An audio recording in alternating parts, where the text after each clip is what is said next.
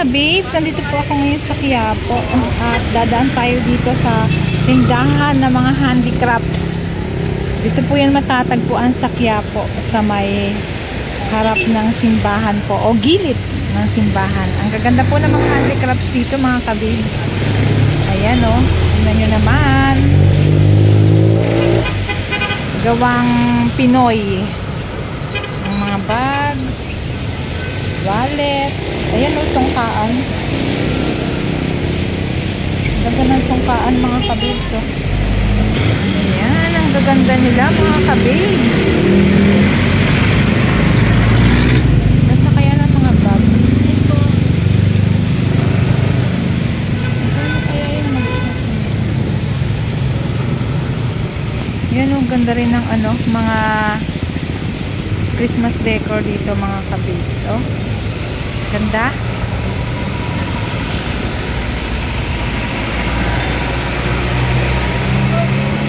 Magkano itong may Mama Mary, kuya? 2.5? Ah, 2.5. Yung may ano, Holy Family sa gitna. Ganda, 2.5 daw mga kabis.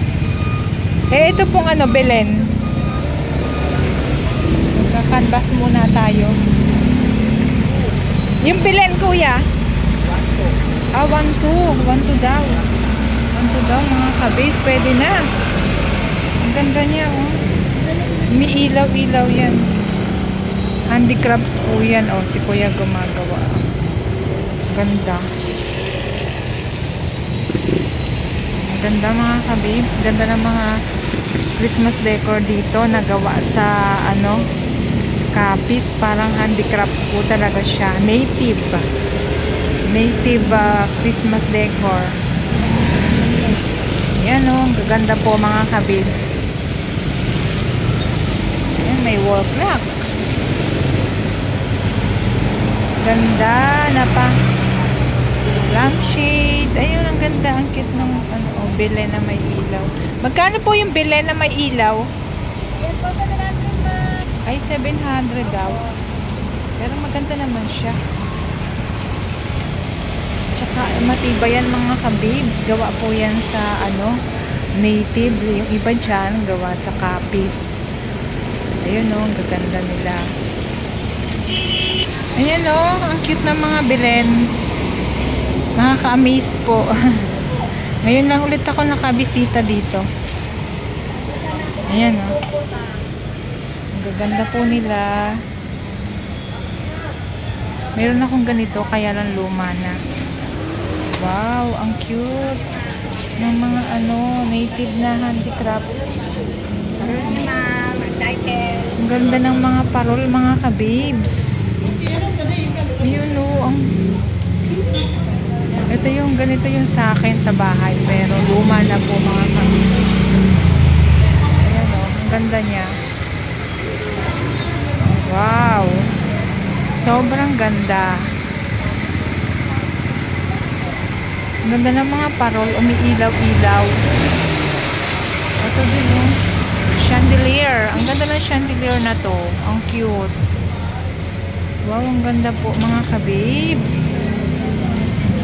Panalo. Ang ganda ng parol na yun, oh. Ang laki niya. 2.5 mga kabibs. Pero ang ganda naman. Yung maliit, 1.2 daw.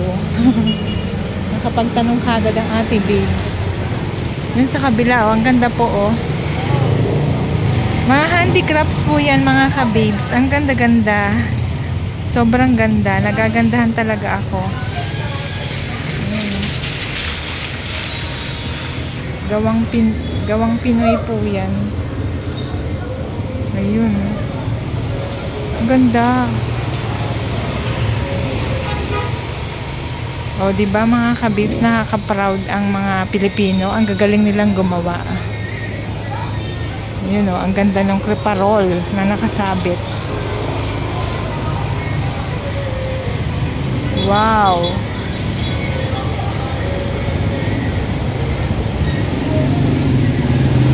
Dito po yan matatagpuan mga kabibs sa Quiapo. Malapit po ito sa Quinta Market. Ang ganda. Ayan. Oh wow, nakakita na naman ako ng Last Supper. Ayun oh, ang ganda.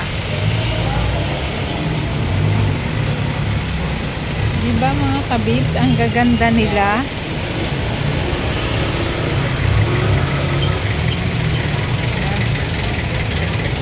Gawang Pinoy, native. Ayan pa mga kabibs, oh. Malapit po ito sa simbahan ng Quiapo, sa gilid lang po. Ang Ate Base po ay nandito ngayon para magsimba at dito tayo dumaan para makita ninyo ang napakagagandang native handicrafts, Christmas decor. Karamihan na tinda dito dahil nga napapanahon mga kabibs. Ganda oh. Wow, ang ganda.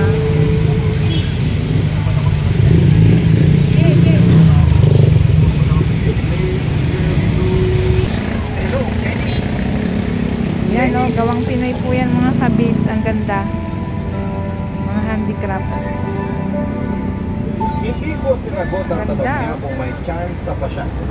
Nang mga panahon na yon ay gulong-gulo pa ang isipan ko. Sobrang ganda po. Gusto kong alamin muna lahat ang Nakakatuwa naman po. Nakaka-proud ang mga Pinoy. Ang galing nilang gumawa ng mga ganito. Isip na mga design, di po ba? Malapit lang po yan dito sa may Quinta Market. Sa Quiapo po. Ayun po yung Quinta Market oh. Ayun oh. Ayun. Ayan mga kabibs.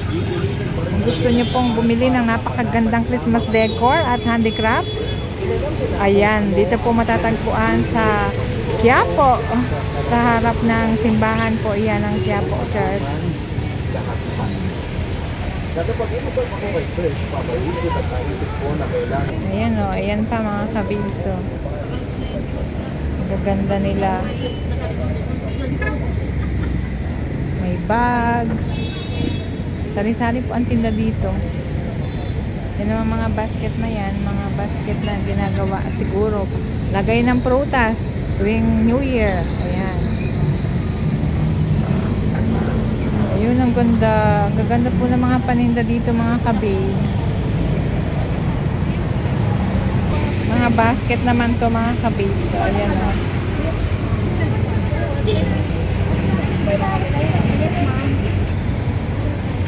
Ayan mga kabibs, at naiikot ko na po kayo sa bibilhan ng mga handicrafts. Dito po yan matatagpuan sa may Quiapo Church. Sa harap po. Thank you mga kabibs. God bless you all.